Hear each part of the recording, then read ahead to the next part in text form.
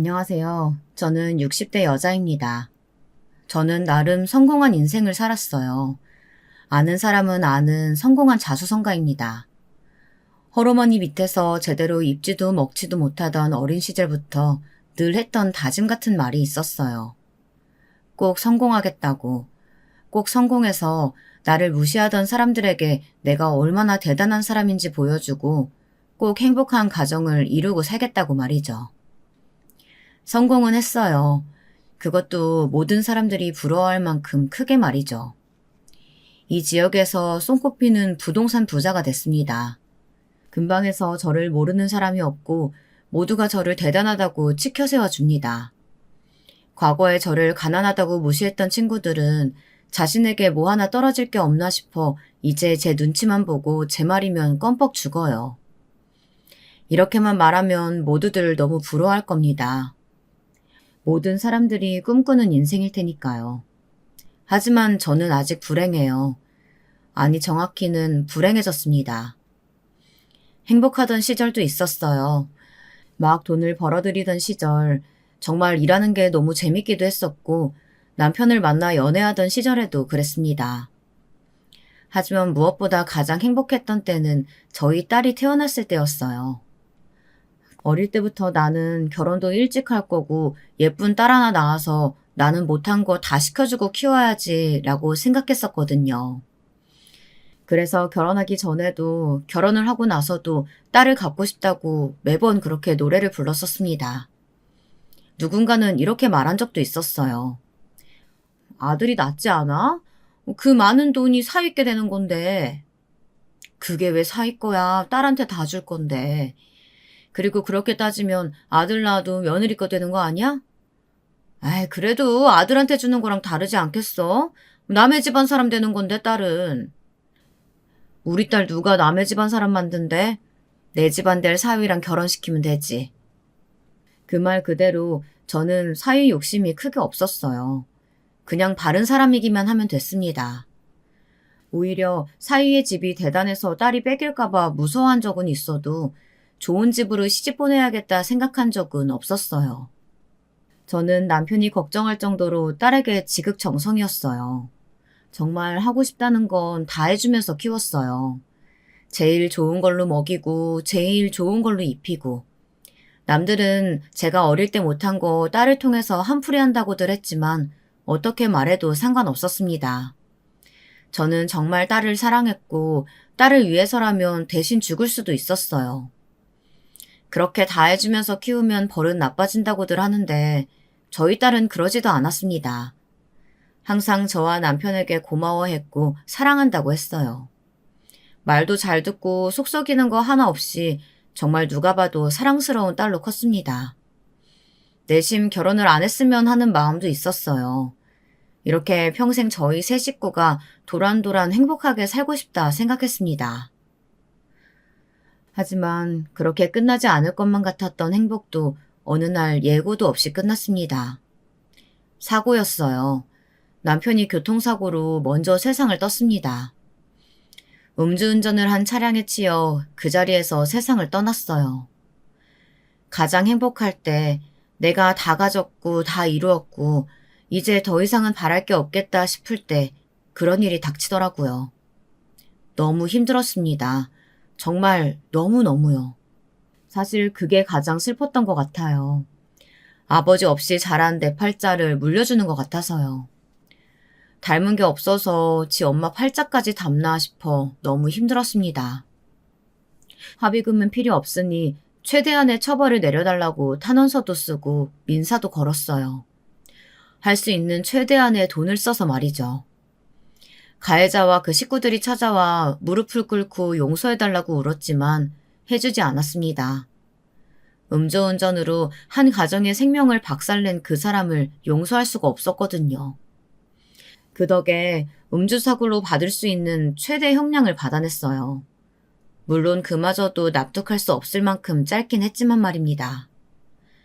남편이 죽고 찾아온 그 어둠 같던 시기, 우울증이 찾아왔어요. 저도 아이도 너무 힘들어했습니다. 특히 아빠와 사이가 너무 좋았던 딸이 너무너무 힘들어했어요. 그런 딸을 보며 미안한 마음에 매일 밤 울었습니다. 팔자 되물림 같다는 생각이 제 머릿속에 가득했죠. 어느 날 그렇게 말하며 울자 딸이 화들짝 놀라며 그러더라고요. 그게 왜 엄마 탓이야. 우리 아빠 빼앗아 간 건 그 음주운전자지 엄마 팔자가 아니야. 그런 소리 절대 하지 마. 난 한 번도 그런 생각 해본 적 없어. 그렇게 둘이서 부둥켜 안고 그 힘든 시기를 이겨냈습니다. 제가 무너지지 않을 수 있었던 이유는 오로지 우리 딸 하나밖에 없었어요.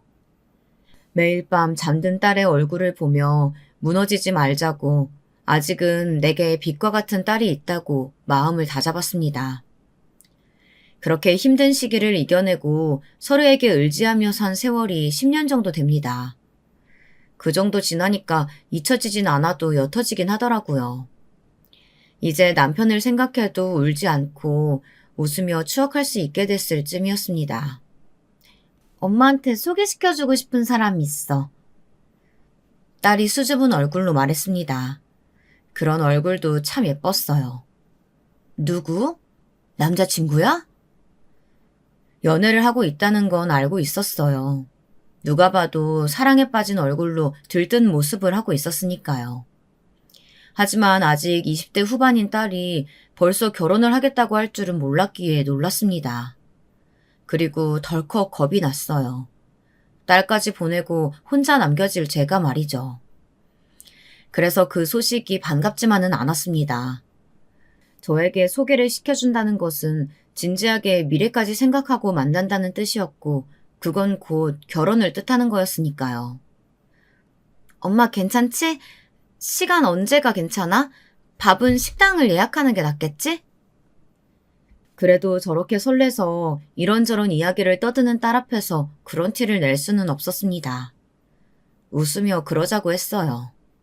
첫인상은 바른 생활 사나이 그 자체였습니다.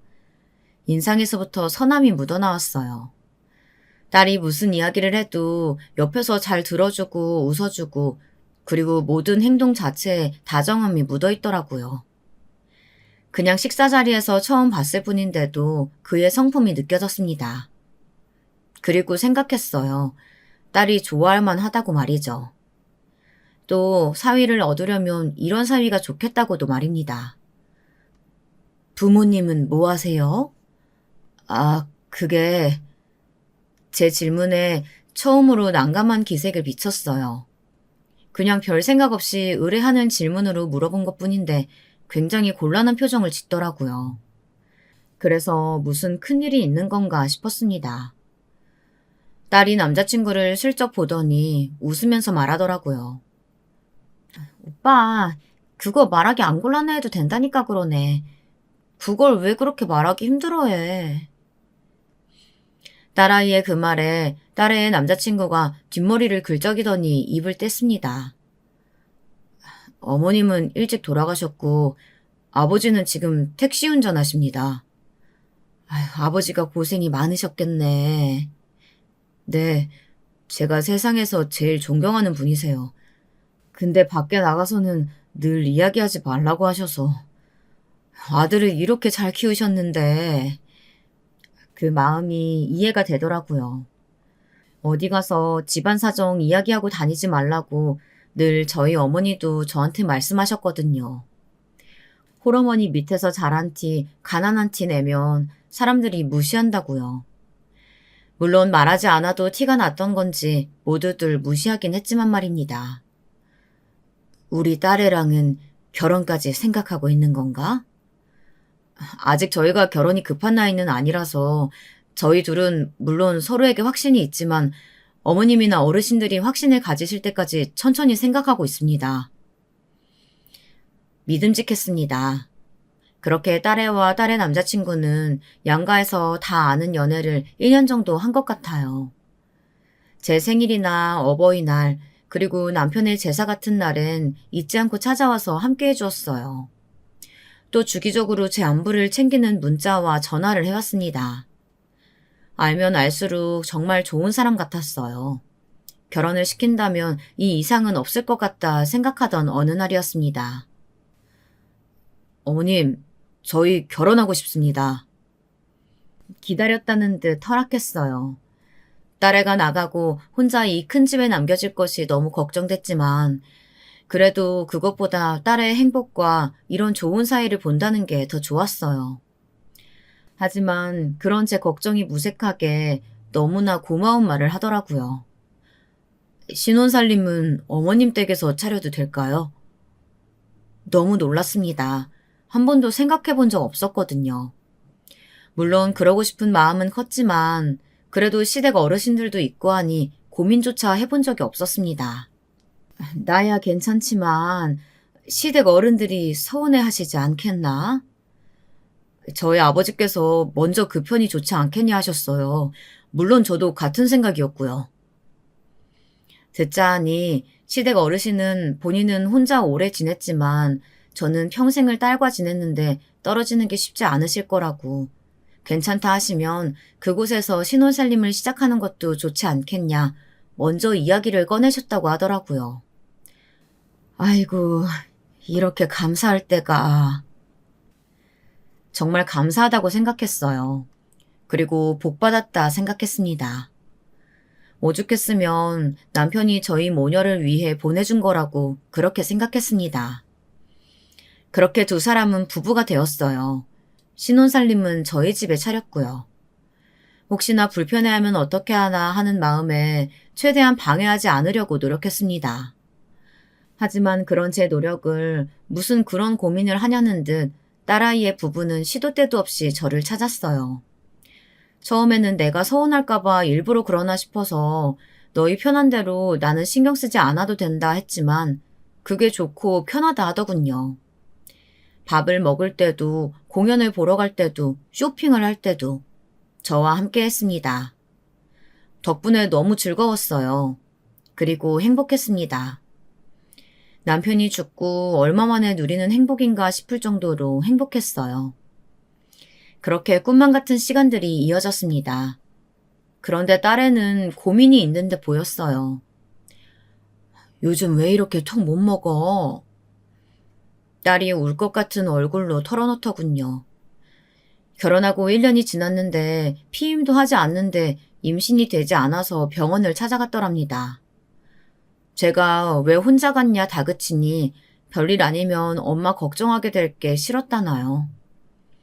아무튼 그래서 병원에서 이것저것 검사를 받았는데 선천적으로 자궁이 좀 약하게 태어나서 임신이 힘들 수도 있다는 이야기를 들었대요. 내막이 약한 편이라 착상이 잘 안 될 거라고요. 엄마, 어떡해? 나 임신 못할 수도 있대.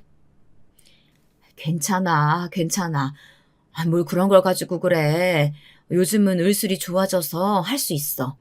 그리고 아이 없으면 뭐 어때? 지금처럼 행복하게 살면 되는 거지. 말은 그렇게 했지만 저도 심장이 쿵 하고 떨어지는 것 같았어요. 그리고 심란했습니다. 저야 괜찮다고 하지만 딸애와 사위에게는 다른 문제일 수 있으니까요. 특히 사위가 많이 신경 쓰였어요. 하지만 사위는 그 사실을 알게 됐을 때 정말 아무렇지 않은 얼굴로 그러더라고요. 그게 왜? 그게 왜냐니 내가 임신을 못할 수도 있다는데 자기 괜찮아? 정말 아무렇지도 않아? 그게 무슨 상관이야. 아이는 있으면 좋지만 없다고 큰일 나는 것도 아닌데. 없으면 없는 대로 우리끼리 행복하게 살면 되지. 뭐 큰일도 아닌 거 가지고 그렇게 며칠을 싸잡고 고민하고 힘들어했어. 아휴, 정말 너무너무 고마웠습니다. 사위가 그렇게 아무렇지 않게 대해주자 딸도 그 전보다 훨씬 마음이 편한 듯 보였고요. 사위를 몰래 불러다가 말했어요. 그렇게 말해줘서 너무 고맙네. 뭐가요? 저는 정말 진심이에요. 사위는 말만 그렇게 한 게 아니었습니다. 행동으로 보여줬어요. 그전보다 더 세심하게 딸아이를 챙겼고 태도도 늘 한결같았어요. 그런 사위에 대한 제 믿음은 더더욱 커져만 갔습니다. 아이가 없어도 지금처럼 행복하게만 살면 좋겠다고 생각했어요. 그렇게 2년이 더 흘렀습니다. 병원에서 여러 시술을 받았지만 딸애는 여전히 임신이 되지 않았어요. 그것과는 별개로 사위와는 아주 사이가 좋아 보였지만 말이에요. 하지만 딸애는 말이 없어지고 점점 혼자 있는 시간이 많아졌어요. 어느 날 사위가 와서 말하더라고요. 아무래도 우울증인 것 같아요. 예상은 했지만 애써 외면하며 부정하고 있었던 사실이었습니다.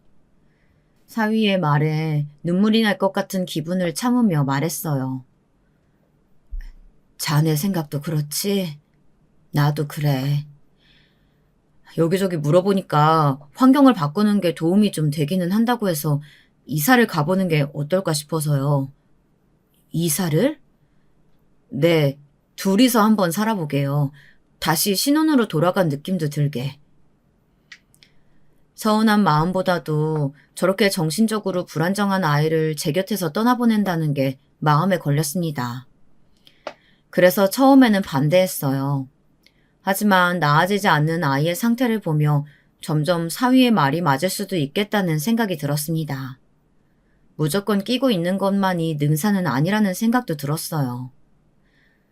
나가서 둘이 한번 살아봐.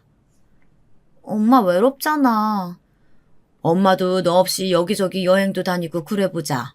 딸애도 아마 제 말이 거짓말인 줄 알았을 거예요. 하지만 뭔가 노력이라도 해봐야겠다고 생각했는지 그러겠다고 하더라고요. 그리고 정말 노력하는 듯 보였어요. 나가서 살 집을 보러 다니고 그 안에 인테리어들을 상의하고 가구들을 고르면서 기분이 조금 좋아지는 것처럼 보였습니다. 엄마 정말 혼자 괜찮겠어? 얘는 지 엄마를 뭘로 보는 거야? 네 엄마 자수성가한 사람이야. 뭐 아기랑 도끼 하나로 여기까지 온 사람인 거 몰라? 그치. 우리 엄마 대단한 사람이지? 그렇게 딸내 부부는 독립을 했어요. 원래도 큰 집이었지만 딸내 부부가 나가고 나니 너무 크더라고요. 그래서 저는 좀 더 작은 집으로 이사를 갈까도 생각했습니다. 하지만 언젠가 다시 돌아올 거라던 딸내 부부 말이 생각나서 그냥 지내기로 했습니다. 물론 같이 살 때보다 교류가 없어지긴 했지만 그래도 일주일에 한 번은 만나 같이 밥을 먹고 여전히 사이좋게 지냈어요. 사위의 판단이 맞았는지 딸애는 그전보다 혈색도 기분도 좋아 보였습니다. 자네 생각이 맞았던 것 같네. 애 기분이 좋아 보여. 집에서도 좀 더 많이 웃어요. 너무 다행이죠. 그렇게 말하며 딸아이를 보는 사위의 얼굴을 보며 이제 정말 나만큼 우리 아이를 사랑해주는 사람이 있구나 마음속 깊이 든든함을 느꼈습니다. 그래서였을까요? 제가 잠시 딸아이에게 신경을 쓰지 않았던 것 같아요.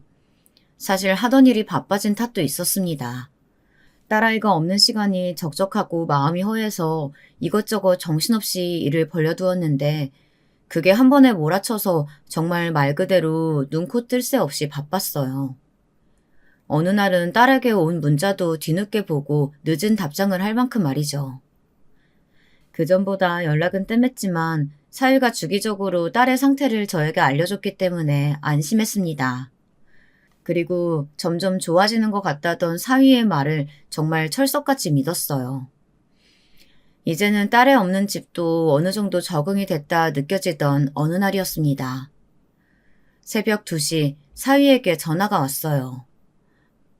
이 시간에 왜 전화를? 시간이 시간인지라 불길한 마음이 들 수밖에 없었습니다. 그래서 긴장을 잔뜩 하고 전화를 받았어요. 저도 모르게 목소리가 살짝 떨렸던 것도 같네요. 이 시간에 무슨 일인가? 어머님, 진영이가... 진영이는 제 딸의 이름이었어요. 아무 말도 하지 않고 진영이 이름만 불러대는 사위의 목소리에 이제는 온몸이 떨려오는 듯 했습니다. 진영이가 왜? 저도 모르게 큰 소리가 나갔어요. 그 뒤에 사위가 한 말은 아마 죽을 때까지 잊지 못하겠죠. 진영이가 목을 매달았어요. 그 뒤로는 잘 기억이 나지 않습니다. 무슨 정신으로 옷을 갈아입고 무슨 정신으로 병원을 향했는지요. 정신을 좀 차려보니 저는 제 딸 빈소 앞에 검은색 한복을 입고 서 있었습니다. 괜찮아지고 있다고 그랬다고 하지 않았나? 멍하게 중얼거리는 제게 사위가 울며 대답했어요. 저도 그런 줄 알았어요. 그랬습니다. 제 딸은 세상을 떠났습니다. 그것도 제 손으로 직접 목숨을 끊었어요. 누가 왔다 갔는지 아닌지 이런 걸 챙길 여력도 정신도 없이 딸의 영정 앞에서 하루 종일 아무것도 먹지 못하고 멍하니 앉아만 있었습니다. 눈물도 나오지 않았어요. 그냥 이 현실이 현실 같지 않게 느껴졌습니다. 그렇게 아무것도 하지 못하고 앉아만 있는 저를 챙기고 저 대신 손님들을 맞이하고 모든 뒷정리를 한 게 사위였어요. 본인도 제정신이 아닐 텐데 말이죠. 뭐라도 좀 드셔야죠. 아니면 이러다 쓰러지세요. 차라리 그랬으면 싶어. 할 수만 있다면 그러고 싶었습니다. 현실이 너무 믿기지 않고 버거워서 도망치고 싶었어요. 그러시면 진영이가 슬퍼해요. 우리 진영이가 나를 두고 이럴 리가 없는데. 그렇지 않나? 이게 말이 되냐고. 우리 진영이가 엄마를 두고 어떻게 그런 선택을 해? 어머님. 사위가 저를 안아줬습니다. 그리고는 펑펑 울더군요. 그렇게 한참을 부둥켜 안고 울었던 기억이 납니다. 장례를 다 치르고 나니 사위가 편지 한 통을 주더라고요. 딸의 편지였어요. 사위가 전해준 편지의 내용은 이랬어요. 사랑하는 엄마, 나야 진영이 엄마한테 이런 편지를 쓰게 되는 날이 올 줄은 몰랐는데 좋은 딸이 되지 못해서 너무 미안해. 그리고 너무 고마워. 내 엄마가 되어줘서. 나도 누군가에게 엄마같이 좋은 엄마가 되고 싶었는데. 차마 끝맺지 못한 편지는 그 내용이 다였어요. 아이를 갖지 못하는 걸로 힘들어한다는 것도 우울증이 왔다는 것도 알고 있었지만 이렇게 스스로 생을 마감할 정도로 힘들어하는 줄은 정말 꿈에도 몰랐습니다. 너무 미안하고 제 자신을 용서할 수가 없었어요. 왜 저렇게 힘들어하는데 알지 못했을까? 왜 웃는 걸 보고 괜찮아진 걸로 생각했던 걸까? 사위가 준 편지를 읽고 또 읽었습니다. 그 세 줄이 가슴에 콱 박혀서 밥도 먹지 못하고 잠도 자지 못했어요. 한 번은 사위가 죽을 들고 찾아와 권했지만 차마 입으로 넘기지 못했습니다. 자네도 이제 그만 찾아와도 되네. 아니요, 어머님 괜찮아지실 때까지, 아니, 괜찮아지셔도 올 거예요. 이제 어머님 자식은 저뿐이잖아요. 그렇게 사위는 틈만 나면 저희 집에 뭔가를 사들고 들렀어요. 하지만 저의 고통은 나아지지 않았습니다. 하던 일도 그만두고 방에만 틀어박혀 있었습니다. 그렇게 하루 이틀 시간이 지나다 보니 이 현실이 실감이 났습니다. 아, 이제 진짜 나 혼자구나. 세상에 내 가족은 아무도 없구나. 남편도 딸도 없구나 하고 말이죠. 그런 생각이 들자마자 나도 그들을 따라가야겠다는 생각이 온 머리를 지배했어요. 내가 살아서 뭐하나, 돈은 벌어서 뭐하나, 아무 의미도 없고 기쁨도 보람도 그 어떤 것도 없는데 말이죠. 살아있는 게, 숨을 쉰다는 게 더 고통스러웠습니다. 죽기로 마음먹은 다음 날 변호사를 불렀어요. 유사시에 내 재산의 반은 기부를 하고 반은 사위에게 주는 걸로 유언장을 바꿀까 해요. 반이나요? 진심이세요? 이제 물려줄 자식이 있는 것도 아니고 사위가 그동안 아들처럼 저희 모녀에게 너무 잘했으니까 그 정도는 받아도 된다고 생각해요. 사장님 반이라고 해도 100억이 넘어가는 돈이에요. 신중하게 생각하시고 충분히 많이 생각했습니다. 일단 유언장 내용부터 바꿨어요. 원래는 전 재산을 딸에게 주는 걸로 되어 있었는데 반은 기부하고 반은 사위에게 주는 걸로 말이죠. 어차피 물려줄 누군가가 있는 것도 아니고 죽을 생각을 한 마당에 100억, 200억 하나도 와닿지 않았습니다. 그냥 이 돈으로 남겨진 사위라도 행복하게 살았으면 하는 마음이었어요. 그렇게 유언장을 수정하고 집으로 돌아와 침대에 누웠습니다. 마음을 먹고 나니 그제야 잠이 쏟아지더라고요. 그렇게 얼마나 잤을까요?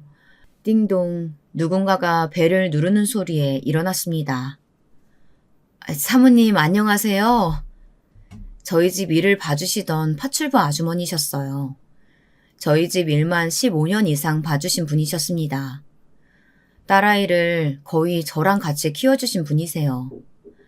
아이의 장례식장에서도 제일 많이 우신 분 중 한 분이셨어요.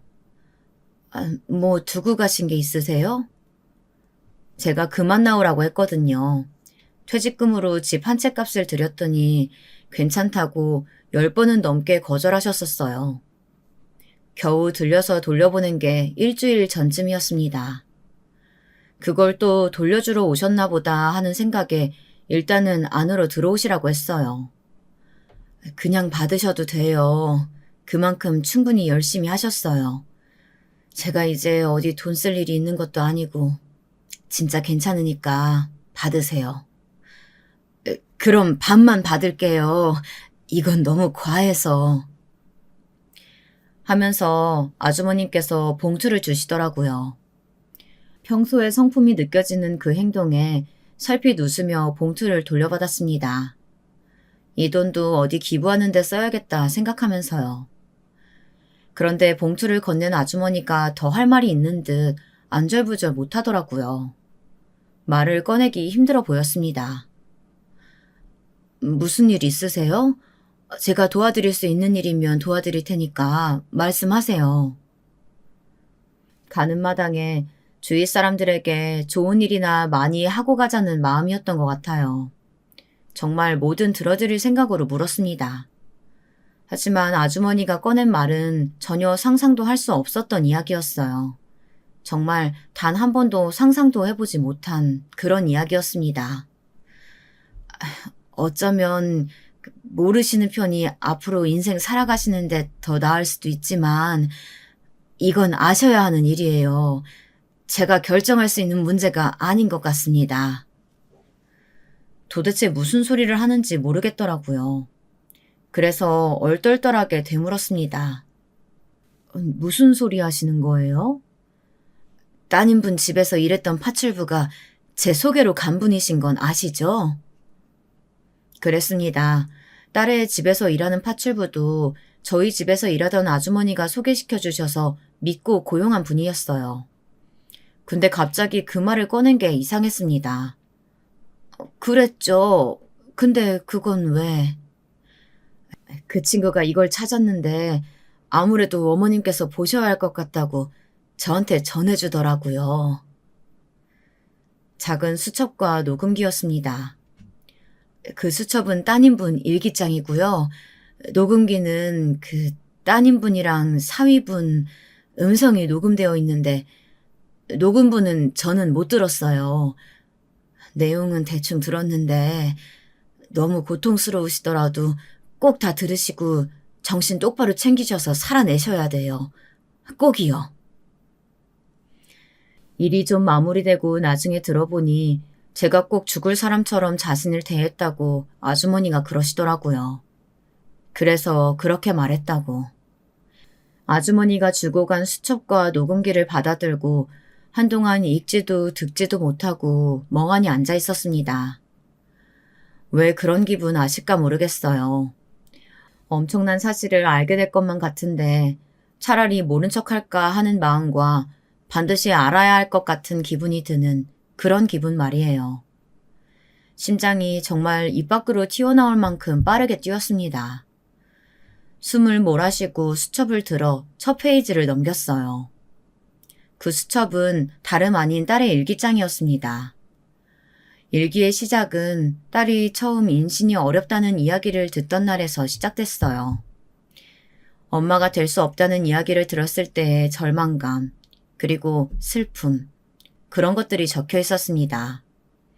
읽으면서 딸의 마음이 느껴져서 눈물이 났어요. 이렇게 고통스럽고 슬퍼하다가 갔나 싶어서 정말 몰라준 제 자신이 용서할 수 없었습니다. 하지만 일기를 한 장 한 장 넘길수록 아이는 극복해 나가고 있는 게 느껴졌어요. 일기의 내용에는 점점 희망이 가득했고 자신을 정말로 사랑해주는 저와 남편에 대한 감사함이 그득했습니다. 운동도 하고 책도 읽으면서 하루하루를 알차게 살아내고 있는 게 일기장에 그대로 적혀 있었어요. 아니, 그런데 왜... 일기를 읽을수록 더더욱 울문에 휩싸였습니다. 그렇게 희망을 품고 일상의 감사함을 느끼며 살아가던 아이가 하루아침에 어떻게 그런 선택을 할 수 있단 말입니까? 그런데 일기를 넘기면 넘길수록 그 이유를 알 수 있었어요. 제 표정은 점점 충격으로 굳어갔습니다. 남편에게 아무래도 다른 여자가 생긴 것 같다. 충격으로 수첩을 떨어뜨릴 뻔했어요. 겨우 손에 힘을 주고 잡았습니다. 얼마나 힘을 꽉 줬던지 손이 덜덜 떨리고 나중에 보니까 수첩에 손톱 자국이 깊게 나 있더라고요. 일기의 내용은 계속됐습니다. 처음에는 내가 과민혼가라고 생각했는데 아니었다. 술을 먹고 들어온 날에 내 이름을 다르게 부르고 언제나 끼워져 있던 약지의 결혼 반지가 바지 주머니에서 나오고 옷에서 여자 향수 냄새가 난다. 덜덜 떨리는 손을 마주잡고 계속 읽어나갔습니다. 확인하기 무서워서 아무 말도 안 했더니 남편은 점점 더 대담해진다. 차 안에 여자 귀걸이가 나오고 스타킹이 나온다. 그리고 남편이 서랍에 숨겨둔 나에게 줄 거라고 생각하고 모른 척했던 귀걸이가 사라졌다. 일기는 점점 더 읽기에 고통스러운 내용들이 나왔습니다. 엄마에게 말하면 슬퍼하시겠지. 나부터도 내가 아이를 갖지 못해서 남편이 이러나 싶은데 엄마도 혹시나 그런가 싶어서 힘들어하시면 어떡하지? 그냥 조용히 이혼할 방법을 찾아야겠다. 엄마가 몰랐으면 좋겠는데. 아이는 사위와 이혼을 할 생각이었습니다. 그게 아이가 죽기 일주일 전 내용이었어요. 그 뒤로는 일기를 쓰지 않았더라고요. 불과 일주일 전까지만 하더라도 남편의 외도를 알고 이혼을 할 생각을 하던 아이가 일주일 뒤에 자신의 손으로 스스로 생을 마감했다니. 정말 상상하고 싶지도 않은 어떤 생각이 들었습니다. 그리고 눈물이 났어요. 슬픔인지 분노인지 모를 눈물이요. 덜덜 떨리는 손으로 녹음기를 켰습니다. 그 안에는 싸우는 듯한 딸과 사위의 음성이 담겨 있었어요. 그런 딸과 그런 사위의 목소리는 처음 들어보는 것이었어요. 그래서? 이혼 못하겠다는 거야? 그 정도로 뭘 이혼을 해. 내가 너랑 헤어지고 걔랑 살겠다고 했어? 뭘 했어? 그냥 잠깐 데리고 논 거라니까. 잠깐 데리고 논 거든 아니든 난 용서 못하겠으니까 이혼해. 증거 있어? 내가 너 울부증이라고 하면 어떡할 건데? 증거? 당신이 묻히고 온 립스틱 자국, 차 안에서 발견한 귀걸이, 스타킹 이런 거? 이래서 당신같이 온실속 화초들은 맨날 당하고 사는 거야. 그게 어떻게 증거가 되냐? 하나도 직접 증거가 아닌데. 나는 당신이랑 이혼 못하니까 그런 줄 알아. 딸이 화가 난 듯 숨을 몰아쉬는 소리가 들리고 누군가 나가는 듯 발자국 소리와 문이 쾅 닫히는 소리가 들렸습니다. 이혼? 이혼을 왜 해 내가? 그 다음에 들려오는 목소리를 들으니 딸아이가 나간 것 같더라고요. 여기까지도 충분히 충격적이라 이게 꿈인지 현실인지 구분이 가지 않는 차였는데 그 다음에 사위의 목소리에는 정말 이게 꿈이라면 누군가 당장 나를 깨워줬으면 할 만큼 충격적이었습니다. 가만히 있으면 이 재산이 다 내 건데 내가 너랑 이혼을 왜 하냐? 차라리 널 죽이고 말지. 충격적이다 못해 무서운 말이었어요. 상상도 못했던 말이었습니다. 사람이 너무 화가 나면 온몸이 차가워지고 이성이 차려지더라고요. 일기장을 다시 한번 살펴봤습니다. 일기장 종이가 어디서 많이 보던 것이었어요. 방 안으로 들어가 사위가 전해준 딸의 편지를 봤습니다. 그 일기장 종이와 같은 것이었어요. 사위는 저한테 마치 딸이 죽기 전에 쓴 편지인 것처럼 딸의 일기를 준 것이었습니다. 그 길로 바로 가서 죽여버리고 싶었지만 그 일기장과 사위가 나한테 전해준 편지 녹음기를 들고 경찰서로 향했습니다. 그리고 저희 딸의 자살을 조사했던 분을 찾아가 그 모든 것을 줬어요. 녹음본을 듣던 형사분의 얼굴이 굳더니 제게 묻더군요. 따님분 화장 안 하셨죠? 사위가 화장을 하라고 그랬어요. 근데 제가 하지 않겠다 했었습니다. 애 아빠 옆에 묻고 싶다고요. 그때 사위가 떨떠름한 표정을 지었던 게 그제서야 기억이 났어요. 아무 생각 없이 아이가 아빠를 너무 좋아했으니 아이의 아빠가 묻힌 남편 집안에 선산을 묻겠다고 한 게 이렇게 다행일 줄이야. 일단 부검부터 진행하시고 재수사 들어가시죠. 사위분 소환부터 하고요. 그렇게 제 딸에 대한 재수사가 시작됐습니다. 딸에 대한 재수사가 진행되자마자 사위는 그전에 제가 알던 모습과는 정말 180도 달라졌어요. 미칠 거면 곱게 미치지. 왜 생사람을 잡고 난리야. 모녀가 쌍으로. 자네 말 다 했나? 못했는데? 불쌍해서 잘해준 걸로 사랑한다, 좋아한다, 결혼하자. 그랬던 건 댁내 따님이었다고요. 제가 알던 그 사람이 맞나 싶더라고요. 사업을 하면서 사람을 좀 볼 줄 안다고 자부했던 과거가 민망해질 만큼요.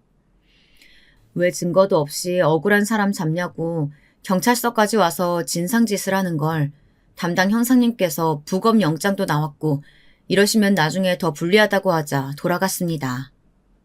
그 모든 일이 며칠 만에 이루어졌어요. 정말 멍하니 정신이 하나도 없었습니다.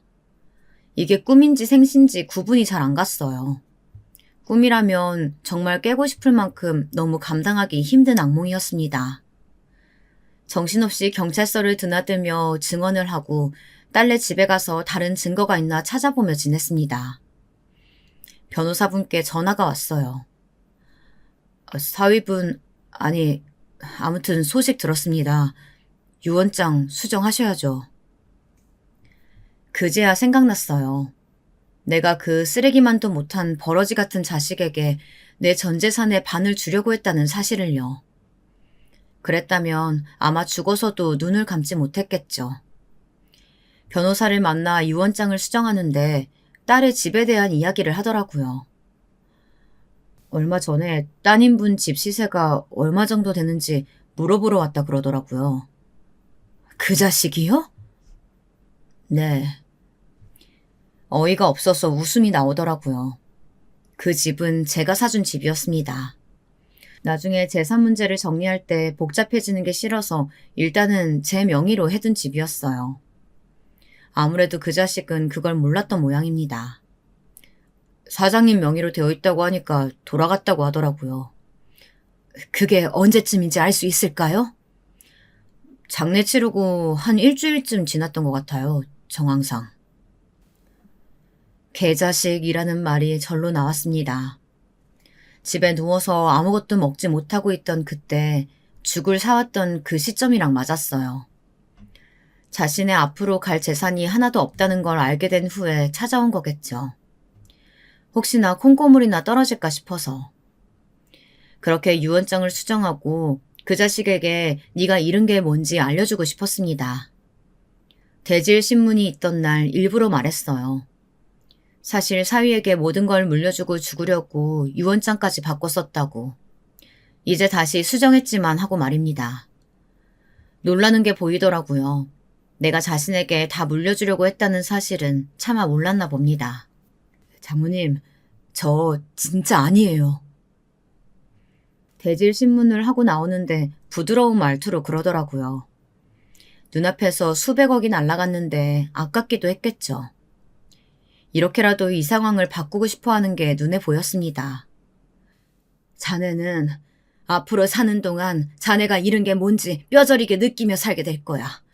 내가 반드시 그렇게 만들 거거든. 사정을 하고 말투를 바꿔서 속이려 해봐도 이제 안 된다는 걸 알았는지 그러고 나가는 제 뒤에 대고 생전 처음 들어보는 욕과 저주를 퍼붓더라고요. 정말 기가 찼습니다. 부검 결과가 나왔습니다. 심장이 쿵 하고 떨어졌습니다. 그 전화를 받고 말이죠. 예상대로 아이는 스스로 목을 맨 게 아니었어요. 내심 그랬길 바랬는지도 모릅니다. 누군가에게 억울하게 죽음을 당한 게 아니라 스스로 목숨을 끊은 거라고 말이죠. 그러면 덜 고통스럽고 덜 억울할 텐데. 그 말을 듣자마자 정말 짐승 같은 울음소리가 속 깊은 곳에서부터 나왔어요. 부검 결과가 나왔다는 소식이 사위에게도 들어갔는지 그는 다시 태도를 바꿔 이제는 알리바이가 있다고 부인이 다른 남자가 있었던 것 같다며 그 남자를 찾아보라는 말도 안 되는 말들을 짓거리기 시작했습니다. 역시 인간이 아니었어요. 사위는 구속되어서도 말도 안 되는 소리를 하며 심지어는 자기가 알리바이가 있다는 말을 했었다고 합니다. 그러면서 내연 관계를 인정했어요. 그 여자랑 같이 있었다고요. 그 말을 듣고 그녀를 직접 만나봐야겠다는 생각을 했습니다. 의외로 쉽게 저를 만나주더라고요. 안녕하세요. 생각보다 평범하고 순하게 생긴 여자였어요. 늘 그렇듯 사람은 정말 겉만 보고는 알 수 없다고 다시 한번 생각했습니다. 나중에 후회할 선택하지 말라는 얘기하려고 불렀어요. 제가 그렇게 말하니 그녀는 저를 빤히 쳐다보기만 하고 아무 말을 하지 않더라고요. 그리고 조용히 자신의 휴대폰을 저에게 건넸습니다. 그리고 말하더군요. 딱히 제가 착해서 이러는 건 아니에요. 다만 저는 이런 결말을 원한 건 절대 아니었습니다. 죄송합니다. 그렇게 말하고 두고 간 그녀의 휴대폰에는 정말 엄청난 이야기들이 저장되어 있었습니다. 딸애가 그렇게 된 날로 보이는 날의 톡이었어요. 자기, 그날 나랑 같이 있었다고 해줄 수 있어? 그날? 와이프 죽던 날. 정말 결정적인 증거였어요. 그냥 제가 죽여버리고 싶었습니다. 법의 심판이고 뭐고 이미 죽은 제 딸은 돌아오지 않는데 그 개자식은 살아서 숨쉬고 밥을 먹고 걸어다니는 사실이 정말 참을 수 없을 정도로 화가 났어요. 하지만 정말 정신을 다잡고 몇 번이나 스스로를 달래가며 그 휴대폰을 들고 경찰서로 향했습니다. 담당 형사분이 일이 수월하게 풀리겠다며 그 휴대폰을 받아가셨어요. 나중에 들어보니 그 휴대폰을 저한테 넘긴 걸로 그 자식은 엄청나게 분노했다고 합니다. 자신이 이제 빈털터리가 되어 그년이 나를 버리고 저한테 붙은 거라고요. 그게 사실이든 아니든 상관없었어요. 그 자식에게 할 수 있는 최대한의 형벌을 줄 수만 있다면요. 제 영혼이라도 팔 수 있었습니다. 그렇게 재판이 진행됐어요. 검사님은 그에게 무기징역을 구형했고 사위 측은 우발적인 살인이라며 그 구형이 과하다고 주장하더라고요. 용서고 뭐고 어차피 할 생각도 없었지만 그 태도에 정말 더 화가 났습니다. 그래서 정신적 피해 보상과 살던 집 시세를 알아본 점 등등으로 사기죄 등등 걸 수 있는 모든 걸로 민사소송을 걸었어요. 길고 지리한 싸움이 되더라도 반드시 모든 걸 다 빼앗겠다는 일념으로 말이죠. 정말 셀 수 없이 많은 재판이 있었습니다. 어느 날은 제게 휴대폰을 주고 갔던 그 내연녀를 봤어요. 제 증언 필요하시면 언제든 말씀하세요. 자기 빈털터리 됐다고 버린 거라고 난리치던데요. 알아요. 하지만 그렇지 않는데도 이렇게 했을 겁니다. 사람이 사람을 그렇게 한 건 용납하고 말고 할 문제가 아니잖아요. 다시 한번 죄송합니다. 물론 그 내연녀의 잘못이 아예 없다고 할 수는 없겠지만 그녀의 머리채를 잡고 흔들고 싶은 마음은 들지 않았어요. 그래서 그냥 고개를 끄덕였습니다.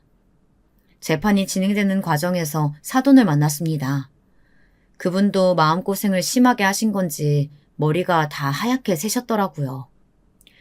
저를 보자마자 괴로운 얼굴로 울면서 무릎을 꿇으셨어요. 눈물이 나왔습니다. 너무 미웠어요. 어떻게 그런 아들을 세상에 내놓을 생각을 했냐. 정말 그런 놈인 줄 몰랐냐. 내 딸 살려내라. 그 앞에서 울며 불며 소리쳤어요. 얼마나 많이 울고 소리를 질렀는지 저는 쓰러졌습니다. 정신을 차려보니 병원이더라고요. 딸의 장례를 치른 병원이었어요. 한참을 멍하니 앉아있다가 링거를 다 맞지도 않고 제 손으로 뽑아낸 다음 딸을 보낸 그 장례식장으로 홀린 듯 걸어갔습니다. 그날도 누군가의 죽음으로 산 사람들의 짐승 같은 울음소리가 들려왔어요. 장례식장 로비에 털썩 주저앉아 소리 없이 울었습니다. 사실 그때도 지금도 제 딸이 더 이상 이 세상에 없다는 것이 믿기지 않아요. 아직도 꿈 같거든요. 엄마가 그놈 반드시 죗값 치르게 할게. 꼭! 그 장례식장 바닥에 앉아서 오열하며 딸에게 몇 번이나 다짐 같은 약속을 했어요. 25년형. 정말 말도 안 되고 터무니없이 낮은 형량이죠. 누군가의 삶을 앗아간 대가로 말입니다. 형이 확정되고 정말 너무 힘들었어요. 그 자식이 25년 뒤에 사회에 나와서 멀쩡하게 돌아다니고 밥을 먹고 남들과 같이 살아갈 것을 생각하니 정말 피가 거꾸로 솟았습니다. 그리고 생각했어요. 그놈이 사회에 나왔을 때까지 내가 살아 있어야겠다고 말이죠. 그래서 제대로 살아갈 수 없게 가는 곳마다 저놈이 무슨 짓을 저질렀는지 알려야겠다. 죽을 때까지 그렇게 해야겠다 생각했습니다. 참 웃기죠. 그 쳐 죽이고 싶은 놈이 또 제 삶의 원동력이 됐다는 게 말입니다. 지금은 그놈이 사회에서 매장된 것처럼 보여요. 기사가 수백 개가 났고 딸의 사건을 방송국에서 취재를 해 TV에도 나왔거든요. 하지만 저는 알고 있습니다. 이 관심과 그놈에 대한 손가락질도 세월과 함께 옅어질 거라는 사실을 말입니다. 그래서 저는 더더욱 살아나야 했어요. 모두가 다 잊는다고 해도 저만큼은 절대 잊지 않고 끝까지 남아서 저놈이 무슨 죄를 저질렀는지 죽을 때까지 알려줘야 했습니다. 집도 회사도 가족도 그놈은 제 스스로 자신의 인생을 망쳤어요. 그리고 제 딸과 저, 택시 운전을 하며 아들을 어렵게 키운 자신의 아버지, 그 본인 가족들의 인생까지 다 망가뜨렸습니다. 사돈은 동네에 소문이 다 나서 얼굴을 들고 다닐 수 없게 된 모양이더라고요. 하던 택시를 접고 작은 시골 마을로 내려갔다고 들었습니다. 고향에도 소문이 다 나서 그 고향마저 갈 수 없게 된 것 같더라고요. 그리고 그 소식은 그 자식에게도 들어간 것 같았습니다. 저희 아버지 보신 적 있으세요? 왜 그걸 나한테 묻나? 재판이 끝나고 어떤 얼굴을 하고 있나 보러 갔을 때 저에게 묻더군요. 사돈은 정말 한 번도 찾아오지 않은 것 같았어요. 영치금도 아무것도 넣어주지 않는 것 같았습니다. 감옥 안에서 외롭게 25년을 보내겠죠. 그제야 자신의 상황이 절절히 실감되는 얼굴로 묻더군요. 제가 진영이랑 잘 살았으면 그게 다 제게 되는 거였던 거겠죠? 그게 지금 할 소리야? 이미 죽고 없는데. 이런 말 하긴 그렇지만 정말 죽일 생각은 아니었어요. 제 바램대로 고생을 많이 했는지 몇 년은 늙어버린 지친 얼굴로 그러더군요. 정말 죽일 생각은 없었다고. 그게 무슨 소용일까요? 이미 제 딸은 죽고 없는데. 그래서 더 고통스러우라고 말을 덧붙였습니다. 네가 제대로 된 인간이었다면 그랬겠지. 하지만 그런 가정은 할 필요가 없네. 자네는 그냥 처음부터 제대로 된 인간이 아니었으니까. 제대로 된 인간이면 절대 이런 짓을 할 수가 없지. 그렇게 말하고는 돌아서서 나왔어요. 나중에 담당 형사님께 전해 듣기로는 미친놈처럼 몇 억 거리면서 자신이 원래 그만큼을 물려받기로 되어 있는 부잣집 사위였다는 소리를 되뇌인다고 하더라고요. 그 죽일 놈의 형이 확정되던 날 울부짖으며 딸이 살던 집을 갔습니다. 아이가 입던 옷, 덮고 자던 이불, 가방, 신발들 몇 시간이고 쓰다듬었어요. 마치 당장이라도 저 문을 열고 엄마 하고 들어올 것만 같았습니다. 다 정리가 되니 이제 다시 죽고 싶다는 마음이 불쑥 올라왔어요. 그 개자식보다 오래 살아서 가는 길마다 불행하게 해주겠다는 다짐을 했었지만 딸의 흔적을 하나하나 보다 보니 그 고통 속에서 살 용기가 나질 않았습니다. 그렇게 죽고 싶다는 생각을 하며 딸의 짐을 하나하나 만지고 보던 중 서랍에서 편지 봉투로 보이는 봉투가 하나 툭 떨어졌습니다. 편지를 열어보니 눈물이 정말 후두둑 떨어졌어요. 딸애가 그렇게 된 다다음 날이 제 생일이었거든요. 정신이 없어서 그것도 잊고 있었는데 그건 딸애가 제 생일에 주기 위해 써두었던 편지였습니다. 사랑하는 엄마에게. 엄마, 나는 엄마가 우리 엄마여서 행복하지 않았던 시절이 단 한 번도 없었어. 그래서 더 빨리 결혼하고 싶었는지도 몰라. 엄마 같은 엄마가 되려고 말이야. 처음 아이를 갖지 못할 수도 있다는 말 들었을 때 가장 슬펐던 것도 나는 엄마 같은 엄마가 되지 못할 수도 있다는 생각이 들어서 그랬던 것 같아. 하지만 난 그거보다 엄마가 나 때문에 슬퍼하거나 마음 쓸 일 생기는 게 더 싫거든. 생기지도 않은 아이보다 나는 엄마가 훨씬 더 소중하고 또 사랑하니까. 그래서 이제 나는 정말 괜찮아. 정말로 괜찮아요. 엄마랑 같이 행복하게 살 수 있으면 그걸로 다 괜찮다는 생각을 요즘 많이 해. 앞으로도 우리 이렇게 사이좋고 다정한 모녀로 같이 행복하게 살자. 아빠 목까지 다 행복해야지. 그치? 엄마 너무 사랑하고 생일 축하해. 저와 함께 다 잊고 다 정리하고 행복하게 살고 싶다던 그 바람이 묻어있는 편지를 읽으며 정말 얼마나 울었는지 모르겠습니다. 딸이 너무 보고 싶고 너무 만지고 싶었어요. 이제는 볼 수도 없고 만질 수도 없는 사람을 그리워한다는 것이 이렇게 고통스러운 일이구나. 다시 한번 절절히 깨달았습니다. 그때는 옆에 우리 딸이라도 있었는데 이제는 아무도 없다는 사실도 함께 말이죠. 재산을 다시 정리했어요. 기부할 수 있는 만큼은 기부하고 나중에는 제가 죽어도 기부될 수 있도록 유언장을 변경했습니다. 변호사가 염려스러운 얼굴로 저를 보더군요. 누가 봐도 죽을 사람이 신변을 정리하는 것 같았나 봐요.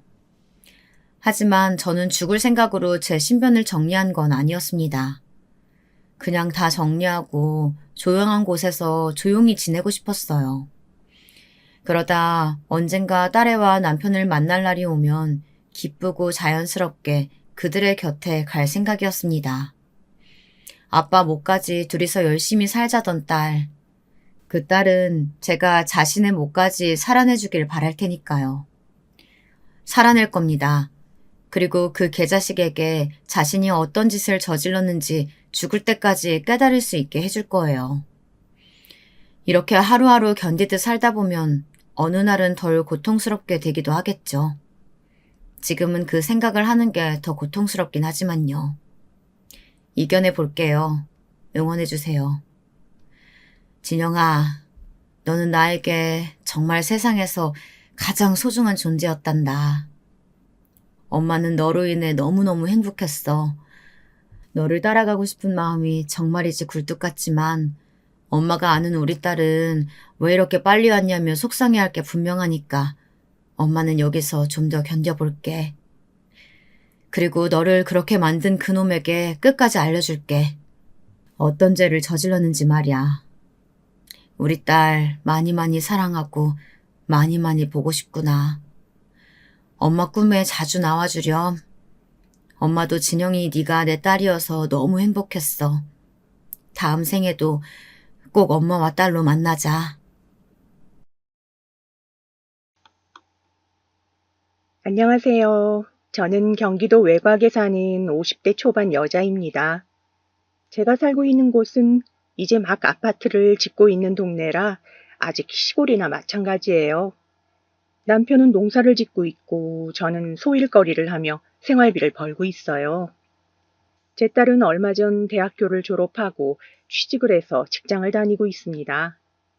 사실 제가 이렇게 사연을 보내게 된 이유는 바로 저희 시누이 때문이에요. 남편은 이남 삼녀 중 차남으로 위로는 형 1명, 누나 1명, 밑으로는 여동생 2명을 두고 있습니다. 이 중에서 남편의 누나, 즉 저의 형님이 아주 말썽인데요. 제 성격상 싫은데 싫다고 말도 못하고 30년 가까이 속만 썩다가 이제야 한바탕 했네요. 진작에 이럴 걸 왜 그동안 혼자 소가리만 했는지 정말 후회됩니다. 젊었을 때야 시댁 식구이고 손이 사람이니 어려워했는데 나이 먹은 지금 그런 게 다 무슨 소용인가요? 할 말은 하고 살아야죠. 형님이 이 글을 보고 제발 정신 차리길 바라면서 글을 써봅니다. 우선 형님이 어떤 사람인지 간략하게 얘기를 해볼게요. 형님은 남편보다 2살 많은 누나이고 결혼해서 딸 하나, 아들 하나를 두고 있습니다. 저보다는 5살이나 많지만 나이에 비해서 철딱선이 없는 게 특징이네요. 그 집 애들도 엄마를 닮았는지 하나같이 싸가지가 없고요. 고모부는 애들 교육이며 집안일이며 하나도 관심 없는 사람입니다. 사실 남편이랑 처음 결혼했을 때에는 형님이 이런 사람인지 몰랐어요. 그때는 저도 어렸지만 형님도 아직 20대였으니까 그냥 좀 질투심 많고 욕심 많은 성격이라고만 생각했죠. 처음 남편과 결혼하고 시댁에서 잠깐 살았을 때 형님이 저에 대해서 엄청나게 질투했던 게 생각이 나네요. 그때 당시 제가 남편 옆에 가기만 하면 일부러 저를 불러내 심부름을 시킨다든지 남편이 저를 찾으면 본인이 나서서 바쁘다고 둘러대는 둥 한시도 제가 남편이랑 붙어있는 꼴을 못 봤죠. 그래서 그때는 남매 사이가 각별해서 질투하는 줄만 알았어요. 그런데 나중에 남편한테 물어보니까 딱히 그런 것도 아니었더라고요. 그냥 집안에 새로운 여자가 1명 들어오니까 관심이 그쪽에 쏠리는 게 싫었던 것 같아요. 제가 임신하고 나서는 더욱더 질투가 심해졌어요. 남편이 제가 먹고 싶은 것을 사다 주기라도 하는 날에는 어머, 이거 내가 제일 좋아하는 건데 라고 하면서 홀라당 자기가 먹어버리고 남편이 저에게 자상하게 대해주는 걸 볼 때면 어이구 누가 보면 세상에서 혼자만 임신한 줄 알겠다라고 하면서 핀잔을 주었습니다. 저는 형님이 그럴 때마다 기분이 나쁘고 난처했지만 손이 사람이라 어찌할 방법이 없었어요. 그나마 다행이었던 건 아이를 낳고 나서 아버님이 집을 해주셔서 따로 분가할 수 있게 된 거였죠. 더 이상 형님과 한 집에서 살지는 않아도 됐으니까요. 그리고 분가 후 형님과 같이 지내지 않으니 한결 살 것 같더라고요. 임신해서 몸은 무겁지만 마음은 편하니 그렇게 좋을 수 없었습니다. 가끔씩 임신한 몸을 이끌고 시댁에 방문할 때면 형님이 또 시덥잖은 핑계로 저한테 일을 시키거나 잔소리를 하긴 했지만요. 그리고 몇 달 후 저는 예쁜 딸아이를 낳게 되었습니다. 그런데 하필 아이를 낳은 지 얼마 안 돼서 형님의 결혼식이 있었어요. 저는 아직 몸이 회복되지 않아 도저히 갈 수가 없었죠. 그때도 가족끼리 행사도 참여 안 한다고 얼마나 구박을 들었는지 몰라요. 저도 웬만하면 가고 싶었는데 갓난쟁이 봐줄 사람도 없고 저도 삭신이 쑤셔 먼 거리를 움직일 엄두가 나질 않더라고요. 그래도 없는 형편에 돈을 쥐어짜내어 세탁기 한 대는 해주었습니다. 제가 결혼할 때는 형님한테서 받은 거 하나 없지만 그래도 남편이 누나인데 챙겨야 한다면서 가전 하나 해주자고 해서요. 아무튼 형님은 혼전 임신으로 결혼한 터라 제가 출산한 해에 똑같이 딸 하나를 낳았어요. 형님네 집이 저희 집과 가까워 애들끼리 친하게 지내면 좋겠다고 생각했죠. 그리고 애들 키우면서 자연스레 왕래가 많아지더라고요. 주로 형님이 저희 집에 놀러 오는 일이 많았습니다. 형님은 고모부가 출근하시면 애 밥만 먹이고 바로 저희 집에 데리고 오셨어요. 그런데 이게 말이 놀러 오는 거지. 알고 보면 그냥 저한테 애를 맡기러 오는 것 같더라고요. 형님은 저희 집에 오자마자 하는 말이 늘 비슷했어요. 올케 나왔어. 어제 늦게 잤더니 너무 피곤하네. 난 한숨 잘 테니까 우리 민정이 좀 봐줘. 점심 먹을 때 깨우고. 형님은 맨날 피곤하다는 둥, 컨디션이 안 좋다는 둥 하면서 들어오자마자 조카를 저에게 맡기고 소파에 들어눕는 게 일상이었죠. 처음에는 진짜로 피곤하신가 보다 하고 네, 민정이는 제가 잘 보고 있을 테니까 푹 쉬세요 라고 하고선 이불도 덮어드리곤 했는데 이게 반복되다 보니까 좀 얄밉더라고요. 그런데 소심한 제 성격에 한마디 하지도 못하고 그냥 한숨만 푹푹 쉬었습니다. 그래도 조카가 제 딸이랑 잘 노는 걸 보면 예쁘더라고요. 점심때가 돼가면 애들이 사고나 치지 않을까 눈으로는 예의주시하면서도 틈틈이 반찬거리를 만들었습니다. 그리고 형님을 깨우면 형님은 입가에 흘린 침을 쓱 닦고선 하품을 하며 식탁에 앉았죠. 형님은 제가 만든 밥을 먹으면서 음식 타박도 종종 했어요. 아우, 이건 애들이 먹기에 좀 짜다 얘. 넌 시집 온 지가 언젠데 아직도 이렇게 음식 실력이 형편없니? 그러지 말고 주말에 우리 엄마한테 가서 좀 배워. 형님은 제 음식이 짜다는 둥 달다는 둥 한 번을 맛있다는 소리를 안 하시더라고요. 그렇다고 직접 해드시지도 않으면서 형님은 저희 집에 맨날 놀러 오면서도 먹을 거 하나 싸운 적이 없었어요. 늘 저희 집에 있는 음식만 축낼 뿐이었죠. 가끔은 피자나 치킨을 시켜 먹자고 하는데 형편이 어려웠던 저는 그때마다 참 곤란했습니다. 아버님이 큰아주버님한테만 재산을 다 주시고 저희한테는 지금 살고 있는 집 하나만 주셨거든요. 게다가 남편이 농사를 짓고 있는데 그렇게 잘 되는 건 아니어서 세 식구 겨우 입에 풀칠하는 수준이었어요. 그런데 형님은 맨날 와서 음식을 축내기만 하지 자꾸 뭘 사 먹자고 하지. 이러니까 제 속이 안 답답하겠어요. 형님은 저희 형편 뻔히 알면서도 왜 자꾸 그러시는지 정말 이해할 수 없더라고요. 그래도 동네에 또래 친구가 없던 제 딸이 조카랑 매일 같이 놀 수 있어서 그것만으로도 좋았는데 애들이 점점 커가면서부터는 서로 사이가 안 좋아지기 시작했어요.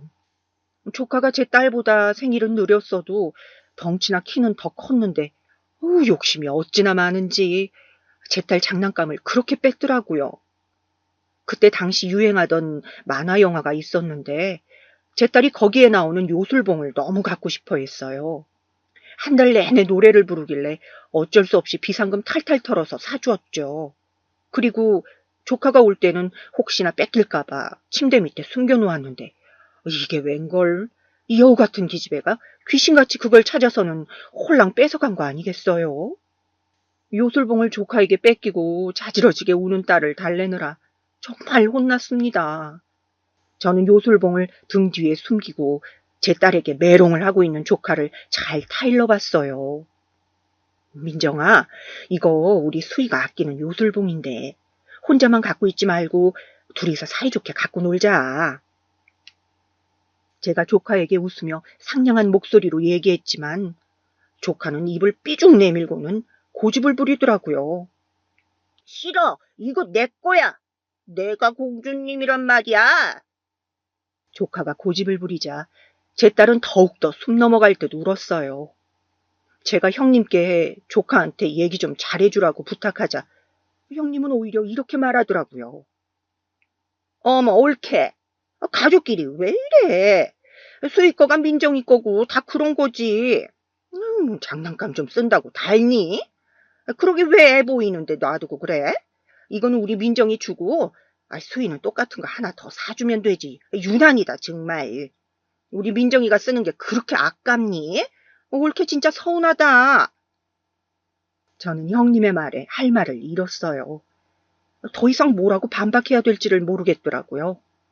어쩔 수 없이 저는 제 딸을 품에 안고 다독거리는 수밖에 없었습니다. 우는 딸아이를 진정시키는 데에는 한참이 걸렸어요.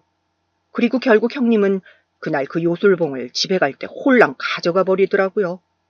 그리고 그날 저녁 빨래를 개고 있는 저에게 딸아이가 와서 우물쭈물 하더니 이렇게 말하더라고요.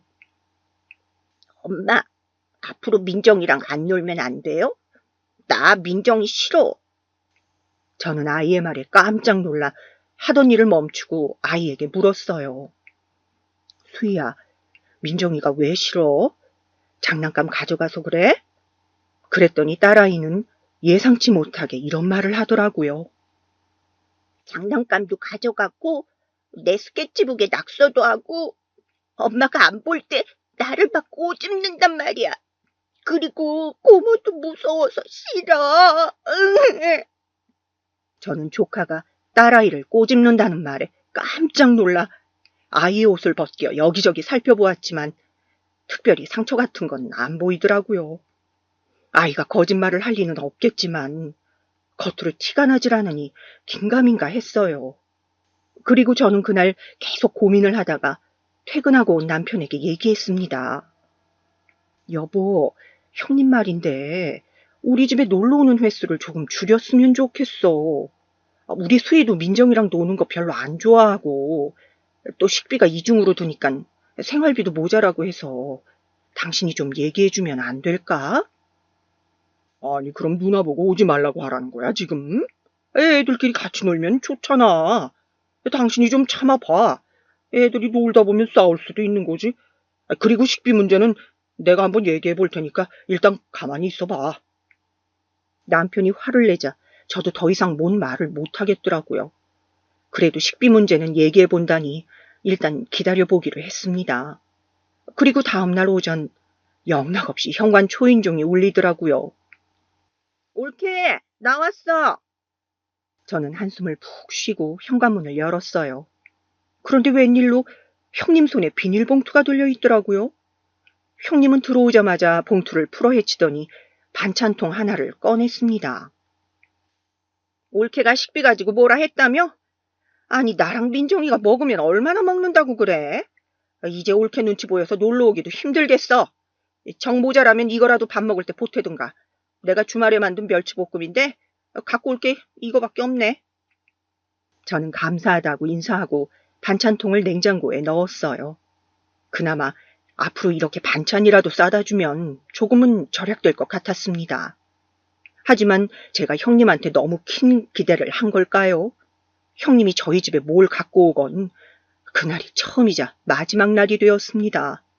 남편이 말했을 때 아주 잠시뿐 다시 원래대로 돌아왔어요. 빈손으로 와서 얻어먹고 가고 애들은 저한테 다 맡겨두고 본인은 쉬다 가고요. 조카가 제 딸을 못살게 구는 것도 여러 번 보았습니다. 저는 조카한테 또 뺏길까봐 아이한테 좋은 장난감 하나 사주지도 못했네요. 그리고 몇 년이 지나 애들이 학교를 들어가면서부터는 왕래가 점점 줄어들었어요. 애들도 학교에서 친구를 사귀고 아무래도 어릴 때보단 손이 덜 가니까 형님도 굳이 저희 집에 오지는 않더라고요. 저도 딸아이가 학교에 가 있는 동안에는 동네에서 소일거리를 하면서 소소하게 생활비를 벌었습니다. 남편은 농사일이 바빠서 집에 잘 들어오지 않았어요. 농사일이란 게 할 일은 엄청 많으면서도 돈은 별로 안 되더라고요. 그래서 저희 가족은 정말 입에 겨우 풀칠할 정도로만 살 수 있었죠. 남들처럼 외식을 한다거나 주말에 가족끼리 놀러 가는 일은 저희에게는 정말 사치였어요. 고기 반찬도 자주 먹지 못해서 매일 마른 반찬에 밥을 먹었으니까요. 그래도 남편이 농사를 짓는 덕에 채소는 양껏 먹을 수 있었습니다. 그러고 보니 남편이 농사지은 채소들을 형님이 정말 많이도 얻어갔네요. 남편은 농사를 크게 지은 것은 아니고 고추, 상추, 배추 등등 여러 종류의 채소들을 밭에다가 키웠는데 형님은 철만 되면 찾아와서 농사지은 채소들을 달라고 했습니다. 남편은 또 누나라고 잔뜩 챙겨주더라고요. 뭔 코끼리들만 있는 것도 아니고 세 식구가 채소를 저리 많이 먹는지 하나라도 더 팔아야 되는데 저리 바리바리 싸가니 제 속만 타들어갔죠. 그런 제 속도 모르고 형님 차 트렁크에 배추를 잔뜩 실어주는 남편의 머리를 한 대 쥐어박고 싶었어요. 그런데 채소만 가져가면 그나마 다행이게요. 제가 요리 솜씨가 좀 있는 편이라 남편이 농사지은 채소들로 고추 장아찌며 배추 겉절이며 이것저것 많이 만들어서 먹었는데 예전부터 저희 집에서 매일 같이 밥을 먹던 형님이 제 반찬이 맛있었는지 매년 만들어달라고 성하더라고요. 예전에는 같이 밥 먹고 나서 제가 반찬통에 조금씩 싸서 드렸는데 이제는 집에 안 놀러 오시니 전화까지 해서 달라고 하시더군요. 형님한테서 전화가 와서 받아보면 안부 전화보다는 주로 뭐 좀 해달라는 전화였어요. 옳게 이번에 고추장아찌 안 담궜어? 지난번에 줬던 거 벌써 떨어졌는데 이번에는 좀 많이 좀 줘봐. 이런 식으로 전화가 오면 저는 속으로 짜증이 일었죠. 우리 집에 고추장아찌 맡겨놨나라고 생각하면서요. 당연히 조금씩은 줄 수 있지만 형님은 너무 많이씩 가져갔거든요. 너무 맛있어서 주변 사람들이랑 나눠 먹어야 된다면서 정말 몇 통을 가져갔는지 몰라요. 그렇다고 재료값이라도 주면 모르겠는데 그런 것도 전혀 없었죠. 형님은 저를 통해서 그냥 공짜로 반찬 얻어먹고 주변에 생색내기 딱 좋았던 거죠. 아주 그냥 몇 년을 우리 집에서 뜯어가기만 하는지 정말 꼴보기 싫었습니다. 그래도 애들이 중학교에 들어갈 때쯤 형님네가 지방으로 이사가는 바람에 좀 나아졌어요. 여전히 반찬을 보내달라고 전화를 하긴 했지만 예전처럼 집으로 찾아와서 달라고 한다던가 집에 있는 음식을 마음대로 가져가는 일은 없었거든요. 대신 간간히 저한테 돈을 빌려달란 얘기를 했는데 적게는 5만 원에서 많게는 20만 원 정도로 소액이었기 때문에 그냥 가지고 있던 비상금에서 빌려주고 말았습니다. 돈을 빌려주고 제때 받은 적은 거의 없었어요. 욕심 많은 형님 성격상 안 갚을 거 알고 있었지만 거절할 만한 핑계도 딱히 없고 큰 돈은 아니니 그냥 조카한테 용돈 줬다고 생각하기로 했어요. 형님이 남편이랑 고모부한테는 말하지 말라고 신신당부하는 통에 돈 관계는 저만 알고 있었죠. 몇 년을 그렇게 빌려줬으니 못 받은 돈이 그래도 몇백만 원은 됐을 거예요. 그렇게 생각하면 아깝긴 한데 뭐 이미 줘버린 걸 어쩌겠어요. 그냥 없는 셈 쳐야죠. 그렇게 시간이 흐르고 흘러 어느덧 애들이 대학생이 되었어요. 제 딸은 집에서 1시간 거리에 있는 대학교에 통학을 하고 있었고 조카는 재수를 하고 저희 집 근처에 있는 대학에 붙었습니다. 그런데 어느 날 형님한테서 갑자기 전화가 왔어요. 옳게 우리 민정이 옳게네 집 근처 학교 붙은 거 알지? 내가 일부러 거기에 원서 넣으라고 했거든. 그래서 우리 민정이 당분간 옳게네 집에서 지내야 할 것 같아. 저는 당황해서 형님에게 물었어요. 네? 기숙사나 자취방 안 구하고요? 민정이가 불편하지 않겠어요? 제가 이렇게 묻자 형님은 깔깔대고 웃더니 황당한 얘기를 하더라고요. 아니, 옳게네 집이 있는데 뭐하러 자취방을 구해, 돈 아깝게. 다른 지역에 붙어봤자 다니기 힘드니까 일부러 옳게네 근처로 원서 넣으라고 했지. 민정이 이번 주 주말에 짐 싸서 보낼 테니까 잘 챙겨줘. 저는 형님의 얘기에 너무 황당해서 말이 안 나왔습니다. 적어도 저희 집에서 신세지게 하려면 사전에 얘기는 해줬어야 되는 거 아닌가요? 정상적인 사람이라면 대학 원서를 넣기 전에 저한테 먼저 연락해서 민정이 그쪽 지역에 대학교 붙으면 올케네에서 당분간 생활해도 될까라고 물어봤어야 정상이죠. 그런데 저희 집에는 한마디 말도 없이 당연히 저희 집에서 지내는 걸로 생각하고서는 원서를 일부러 넣었다는 게 정말 황당했습니다. 저는 차마 대놓고 싫은 티를 낼 수는 없어서 돌려서 말하기로 했어요. 형님, 근데 저희 집에 남는 방이 없어서요. 저희 집 좁은 거 아시잖아요. 민정이가 생활할 공간이 거실밖에 없는데 괜찮으시겠어요? 아니, 수희가 쓰는 방 있잖아. 민정이가 손님인데 손님한테 거실 쓰라는 거야? 옳게 진짜 너무하네. 수희야, 지네 집이니까 뭐 거실에서 지내도 불편한 거 없지만 우리 민정이는 자기 방이 있어야지. 옳게 설마 지금 우리 민정이 받아주기 싫어서 그런 거 아니지? 어쨌든 주말에 짐 싸서 보낼 테니까 그렇게 알라고. 형님은 이렇게 자기 할 말만 하더니 전화를 뚝 끊어버렸습니다. 저는 너무 화가 나서 머리가 아팠지만 어떻게 해야 될지 감이 잡히질 않았어요. 남편한테 얘기해봤자 그냥 받아주라고 할 게 뻔했습니다. 집안에서 내 편이라고는 없으니 다 큰 조카 속절없이 떠안게 되어버렸어요. 그리고 그 주 주말 정말로 조카가 짐을 바리바리 싸들고 집에 찾아왔더라고요. 딸아이한테는 정말 미안하지만 몇 달만 방을 양보해달라고 했어요. 조카가 정확히 얼마나 살겠다고 기간을 정하고 온 건 아니지만 그래도 몇 달 살다 보면 지가 불편해서라도 먼저 나갈 것 같았거든요. 적어도 제 생각엔 그럴 것 같았어요. 그리고 그날 이후로 우리 가족은 조카와 동거를 시작했습니다. 조카가 저희 집에 처음 온 날 형님은 잘 부탁한다는 전화 한 통 없더라고요. 생활비에 대한 언급도 일절 없었고요. 아무리 친척이어도 자식을 남의 집에 맡기는데 생활비는 주고 맡겨야 정상 아닌가요? 어린아이도 아니고 성인인데 말이죠. 오히려 생활비 준다고 했으면 제 쪽에서 먼저 거절하고 좋게 좋게 지냈을 거예요. 근데 당연히 공짜로 지내게 해줘야 되는 걸로 아는지 이런 방구 없는 걸 보고 정말 괘씸했습니다. 그리고 만약에 조카가 싹싹하기라도 했더라면 형님이 덜 괘씸했을 거예요. 그런데 조카는 지 엄마를 쏙 빼닮았는지 싸가지가 바가지더라고요. 대학생이나 됐으면 본인이 먹은 밥그릇은 지 손으로 치워야 되지 않나요? 심지어 빨래 한번 개질 않고 갈아입은 옷은 빨래통에 집어넣지도 않았습니다.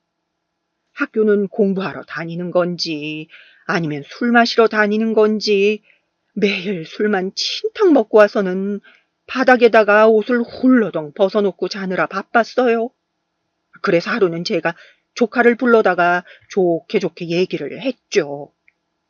민정아, 학교 다니느라 바쁜 건 아는데 너도 이제 어린애 아니니까 집안일은 좀 도와야 하지 않겠니? 적어도 밥 먹은 그릇은 치우고 갈아입은 옷은 빨래통에 집어넣어 주렴. 제가 이렇게 얘기하자 조카는 입을 삐쭉 하더니 네 하고 기어 들어가는 소리로 대답하더라고요. 그리고 그 후 어떻게 했는지 아세요?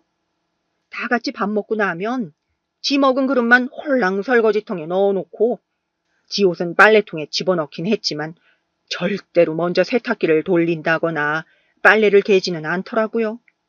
어쩜 저렇게 애가 이기적인지 막말로 돈 내고 사는 하숙집도 아닌데 손 하나 까딱 안 하는 건 너무하다 싶었어요. 하긴 어릴 때부터 짝수가 노랗긴 했으니까요. 그런데 조카가 저희 집에서 지내는 기간이 길어질수록 점점 불화가 생기기 시작했습니다. 딸아이는 거실에서 지내는 거 불편하다고 짜증을 내기 시작했고 조카는 짜증내는 딸아이한테 오히려 욕을 하며 싸우기도 했어요. 저는 중간에서 중재하느라고 정말 힘들었습니다. 그리고 거기다가 형님은 어찌나 전화로 참견질을 해대는지 그럴 거면 직접 데리고 살라는 말이 목구멍까지 차올랐네요. 하루는 초복을 하루 앞두고 삼계탕을 하기 위해 닭을 사다 놓고 손질하고 있었는데 형님한테서 전화가 왔습니다. 전화를 받자마자 형님은 삼계탕 타령을 하시더라고요. 옳게 내일 초복인데 우리 민정이 삼계탕 해줘야지. 우리 민정이는 가슴살 싫어해. 다리살만 좋아하니까 닭다리로만 넣어서 해줘. 이왕이면 전복도 좀 넣고. 수희 아무거나 잘 먹지만 우리 민정이는 좀 까다롭잖아. 그리고 애가 타지에서 생활하느라고 얼마나 힘들겠어. 옳기가 자식이라고 생각하고 좀 잘 챙겨줘. 저는 너무 황당했지만 그냥 네 하고 전화를 끊어버렸습니다. 말 안 해도 어련히 알아서 챙겨주려고 했건만 재료값 하나 보태지도 않으면서 바라는 것만 많더라고요. 닭다리로만 해주라니 나 원참 누구는 닭다리 안 좋아해서 안 먹나요? 안 그래도 입이 하나 더 늘어서 식비가 많이 나가 죽겠구만. 남의 속도 모르고 저리 바라는 것만 많으니 형님도 참 예나 지금이나 변함없다는 생각이 들었어요. 결국 형님 말대로 조카의 밥그릇에는 닭다리만 3개 들어간 삼계탕을 담아주었습니다. 조카의 밥그릇을 본 제 딸아이의 표정은 굳어졌고 남편은 속없이 허허 웃더니 우리 민정이는 닭다리를 좋아하나 봐 하고 껄껄거리기만 하더라고요. 그리고 그 후에도 비슷한 일들이 계속 일어났어요. 형님은 제 딸보다 본인 딸을 더 챙겨주기를 바랬고 저는 최대한 돌려 말하며 거절해보려 했지만 듣지 않으셨죠. 결국 어쩔 수 없이 조카를 챙겨주다 보니 딸아이는 서운함이 쌓이는 듯 했어요. 조카가 저희 집에서 지내는 기간이 길어질수록 딸아이의 표정은 어두워져 갔죠. 처음에는 몇 달이면 다시 돌아갈 줄 알았던 조카는 1년이 넘도록 저희 집에서 나갈 생각을 안 하더라고요. 결국에는 답답함을 못 이긴 제 딸이 자취방을 얻어달라고 고집을 부리기 시작했습니다. 엄마, 나 이렇게는 못 살아. 나도 내 방 필요하고 혼자 있고 싶단 말이야. 계속 내 방 민정이한테 줄 거면 나 그냥 집 나갈래. 학교도 멀어서 통학하기도 힘들었는데 그냥 학교 앞에 자취방 구해줘. 딸아이는 20살이 넘은 나이에도 땡깡을 부리며 고집을 피웠어요. 저도 조카 때문에 딸아이가 피해보는 거 너무나 잘 알고 있었기 때문에 자취방을 구해주고 싶은 마음은 굴뚝 같았지만 형편이 어려워 그럴 수가 없었죠. 자취방 구해줄 돈이 있었으면 딸아이한테 1시간이나 걸리는 학교를 그냥 통학하게 두지는 않았을 거예요. 저는 정말 미안하지만 딸아이한테 조금만 더 참아달라고 할 수밖에 없었습니다. 아빠한테 얘기해서 최대한 조카를 내보내는 쪽으로 해보겠다고 달래면서요. 그리고 다행히도 얼마 후 조카는 휴학을 하고 다시 집으로 돌아갔습니다. 무슨 자격증 시험 준비를 한다고 휴학을 했다는데 보니까 공부는커녕 아르바이트만 하고 놀러 다니기만 하더라고요. 어찌됐든 우리 집에서 나갔으니까 정말 다행이었죠. 조카가 쓰던 방은 다시 제 딸아이가 쓰게 되었습니다. 그리고 조카는 그 이후 자격증 시험에도 떨어지고 학교도 잘 안 다니다가 결국 자퇴를 하더라고요. 조카가 나간 이후에도 형님은 곤란한 요구를 많이 했습니다. 툭 하면 돈 빌려달라, 보험에 가입해달라 하면서요. 형님 아는 사람이 보험 일을 한다면서 자꾸 저보고 보험 가입을 해달라고 하는데 곤란해 죽는 줄 알았어요. 지금 내고 있는 보험도 간신히 유지 중인데 추가로 자꾸 들어달라고 하니까요. 우리 집 형편 뻔히 아시면서 왜 그러는지 정말. 그리고 형님은 정말 웃긴 게 저희보다 훨씬 잘 살았거든요. 고모부가 물려받은 재산이 많아 형편도 넉넉하면서 왜 자꾸 없는 집에 돈을 빌려달라고 하는지 모르겠더라고요. 형님 말로는 고모부가 용돈을 많이 안 줘서 그렇다는데 제가 보기에는 쓸 만큼 쓰고 다니는 것 같았거든요. 제가 명품은 잘 모르지만 형님하고 다니는 거 보면 비싸 보이는 가방에 고급스러운 옷에 누가 봐도 돈 없는 사람처럼은 안 보였습니다. 그리고 저한테 전화할 때마다 무슨 이번에 골프를 치러 갔다 왔는데 허리를 삐끗했다는 둥, 어디 호텔에서 밥을 먹고 왔는데 너무 맛있더라는 둥, 저하고는 다른 세상 얘기를 많이 하시더라고요.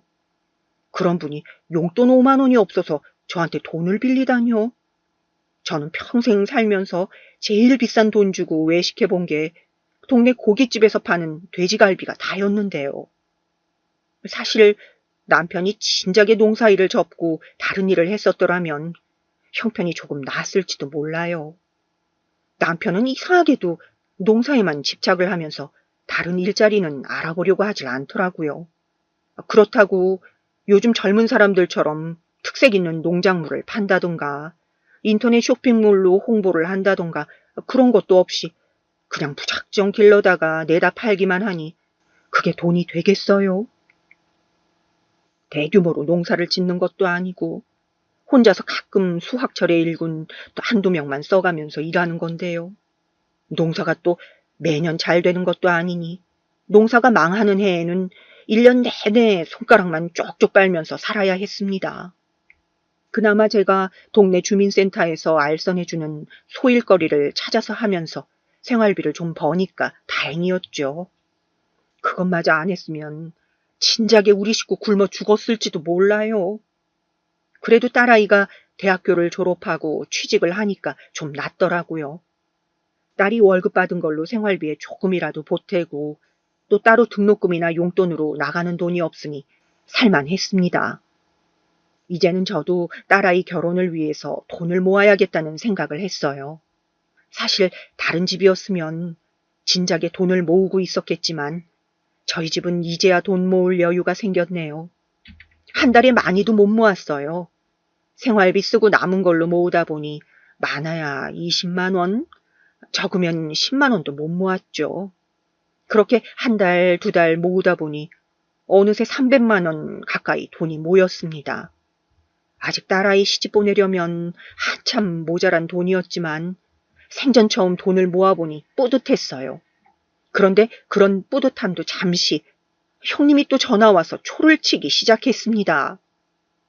올케, 나 돈 좀 빌려주라. 이번에 우리 민정이 면접 보러 다녀야 되는데 정장 사줄 돈이 없어서. 저는 또 돈 얘기를 하는 형님 때문에 기분이 잡쳤지만 차분하게 물어봤어요. 많이는 아니고 한 200만 원만 빌려주라. 또 사구려 정장 입힐 수는 없잖아. 면접 보는데 없어 보이면 안 되니까. 저는 200만 원이라는 형님의 말에 눈이 뒤집히는 줄 알았습니다. 그동안 5만 원, 10만 원은 빌려갔어도 이렇게 큰 금액은 빌려간 적 없었는데 200만 원을 빌려달라뇨? 저는 이번만은 안 된다고 생각하고 형님을 다시 설득해봤어요. 200만 원이요? 형님, 저 돈 없는 거 아시잖아요. 저한테 200만 원이 어디 있어요. 형님 지금 입고 계시는 옷만 해도 200만 원은 넘겠어요. 제가 이렇게 말하자 형님은 호호 웃더니 이러시더라고요. 내 옷 200만 원 넘는 거 어떻게 알았어? 올케가 보는 눈은 있구나. 아니 근데 내가 지금 돈이 다 주식이랑 부동산에 묶여 있어서 현금이 없어서 그래. 내가 돈 안 갚을 사람도 아니고 이번 딱 한 번만 빌려주라. 우리 민정이 그 짓걸 하고 면접 갔다가 면접 떨어지면 올케가 책임질 거야? 아니잖아. 그럼 빌려주는 걸로 알고 있을게. 내일 저녁까지 넣어줘. 또 일방적으로 자기 할 말만 하고 끊는 형님 때문에 화가 치밀어 올랐습니다. 하지만 한편으로는 진짜로 돈 안 빌려줬다가 나중에 조카가 취업이 잘 안 되기라도 하면 원망을 들을 것 같기도 하고 또 1, 20만 원도 아니고 200만 원인데 설마 안 갚기야 하겠어 하는 생각도 들었어요. 그래서 어쩔 수 없이 저는 1년 넘게 모은 200만 원을 형님에게 빌려드렸습니다. 그리고 이거 정말 꼭 필요한 돈이니 무조건 한 달 안에 돌려달라고 당부했어요.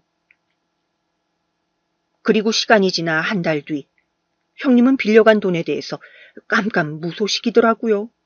저는 하루하루 초조해지기 시작했습니다. 남편한테 말도 안 하고 빌려준 돈이라 어떻게 해야 될지 몰랐어요.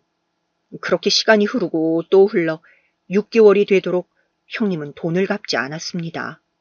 제가 가끔 문자로 은근슬쩍 물어봤지만 금방 갚는다는 얘기만 하고 단돈 10만 원도 갚질 않았어요.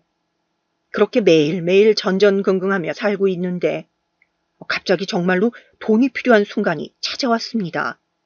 제 딸아이가 결혼을 하겠다고 남자를 데려온 거였어요. 딸아이는 집에서 지원해줄 돈 없는 거 알고 있으니 자기들이 모은 돈으로 알아서 하겠다고 했지만 엄마 마음이 또 그게 아니잖아요. 해온 거 없이 시댁 가서 무시당하지는 않을까 걱정되기도 하고 큰 건 못 해줘도 냉장고랑 세탁기, TV는 좋은 걸로 해주고 싶었습니다. 하지만 아무래도 대형 가전인지라 가격을 알아보니 한두 푼 하는 게 아니더라고요. 그제서야 6개월 전 형님한테 빌려준 200만 원이 아쉬워졌습니다. 저는 어쩔 수 없이 형님한테 돈을 꼭 받아내야겠다고 생각하고 형님한테 전화를 했어요. 이번에 농사지은 상추 좀 가져가라고 하면서 집에 한번 오시라고요. 그리고 그 주 주말 형님은 상추를 가지러 저희 집에 찾아왔습니다. 그리고 저는 형님과 식사를 한 후 과일을 깎아 먹으며 돈 얘기를 꺼냈어요. 형님, 저번에 빌려가신 제 돈 200만 원 다음 주 주말까지 꼭 주세요. 저 그 돈 꼭 필요해요. 그러자 형님은 생글생글 웃으면서 이러시더라고요. 아, 정말 줄게. 내가 안 준대. 왜 이렇게 보채고 그래? 저는 형님이 또 얼렁뚱땅 넘어가려고 하는 것 같아 한 번 더 말을 했습니다. 형님, 이번에는 더 미루시면 절대 안 돼요.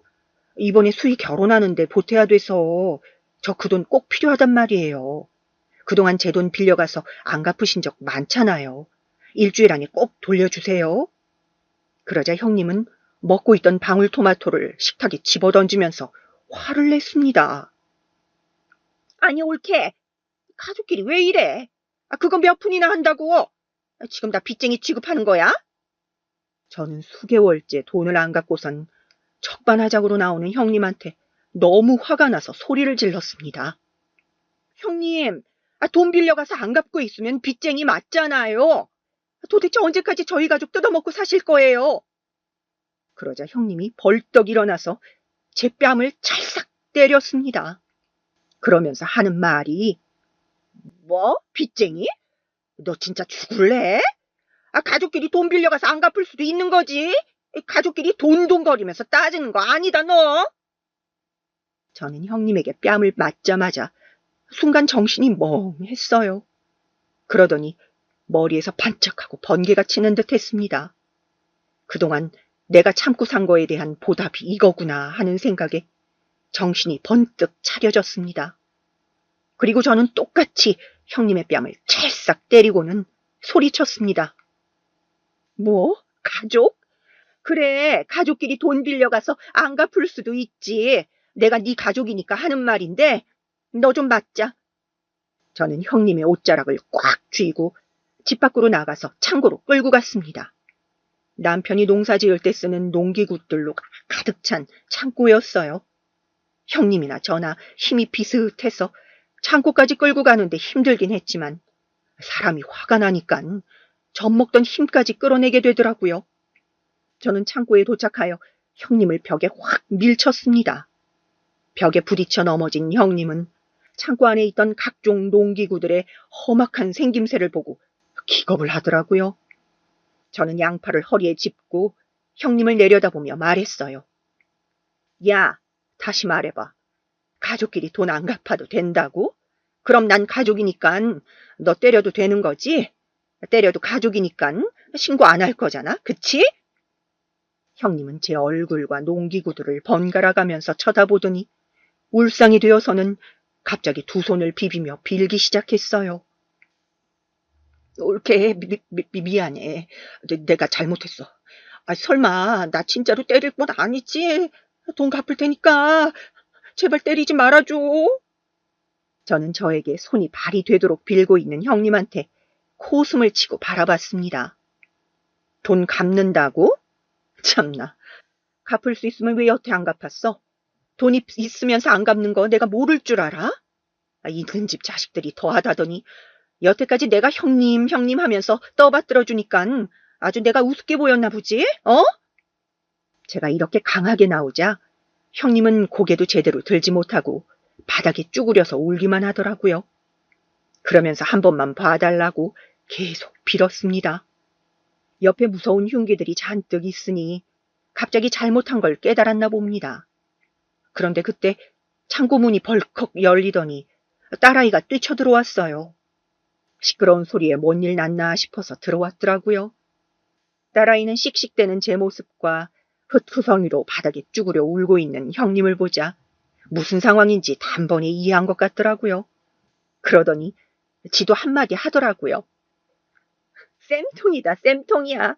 고모, 사람이 그렇게 나쁘게 살면 천벌받는 거예요. 알아요? 그동안 그렇게 우리 가족 괴롭혔으니 이제라도 반성하고 똑바로 사세요. 참, 민정이한테도 취직하기 전에 인성검사부터 하라고 전해주시고요.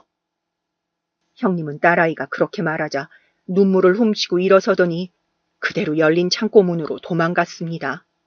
저는 거기서 하고 소리쳤지만 이미 멀리 도망가 버려서 잡기도 힘들더라고요. 어차피 연락처랑 집 주소를 모르는 것도 아니고 어떻게 해서든 돈을 받아낼 생각이었습니다. 그리고 그날 저녁 휴대폰에 띠링 하고 울리는 알람 소리에 확인해 보니 통장에 돈이 입금되어 있었습니다. 무려 500만 원이요. 확인해 보니 입금자명이 형님 이름이더라고요. 참나, 이렇게 바로 입금할 돈 있으면서 왜 그동안 안 갚은 건지, 그래도 또 얻어맞기는 싫었는지 전에 빌려갔던 돈까지 대충 계산해서 500만 원을 입금했네요. 덕분에 생각지도 못하게 목돈이 생겨버렸습니다. 저는 문자로 온 입금 내역을 딸아이에게 보여주었어요. 딸아이는 문자를 보더니 배꼽을 잡고 자지러지게 웃더라고요. 그 못된 아줌마 꼴 좋다면서요. 그리고 저는 그날 여태까지 있었던 일을 남편에게 말해주었습니다. 남편은 형님을 때렸다는 말에 화낼 줄 알았는데 오히려 덤덤한 반응이더라고요. 어이구, 좀 사이좋게 지내 하고 말았어요. 그리고 다음날 딸아이랑 같이 점심을 차리고 있는데 누가 현관벨을 누르더라고요. 이 시간에 올 사람이 없는데 이상하다 싶어서 문을 열어보니 조카가 서 있는 거 아니겠어요? 조카는 과일 바구니를 사들고선 침울한 표정으로 문 밖에 서 있었습니다. 저는 조카에게 무슨 일이냐고 물었어요. 그러자 조카는 조용히 신발을 벗고 거실로 들어오더라고요. 그러더니 과일 바구니를 저에게 건네주면서 이렇게 말했습니다. 외숙모, 전에 이 집에 살면서 예의 없게 굴어서 죄송합니다. 그리고 늦었지만 여기서 지내게 해주셨던 거 감사해요. 그리고 수희야, 맨날 네 거 욕심내서 미안. 조카가 고개를 꾸벅 숙이자 통쾌하기도 하면서 한편으로는 짠하더라고요. 좋은 엄마 밑에서 배웠으면 저렇게 안 컸을 텐데 아이가 뭔 잘못이 있겠어요. 다 가정교육 잘못시킨 형님 탓이죠. 저는 조카가 사과를 하자 기분이 풀려 밥이나 먹고 가라고 다독였어요. 마침 주말이라 가족끼리 먹으려고 김치찜을 했는데 조카가 좋아하는 음식이었거든요. 그렇게 저는 조카에게 밥을 먹인 후 등을 토닥여주고 집에 보냈습니다.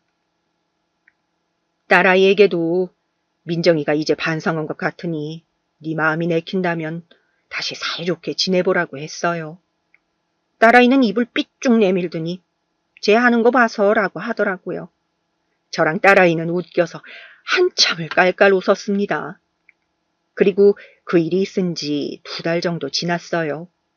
형님은 그 이후로도 종종 저한테 전화를 하거나 저희 집에 찾아오곤 했어요.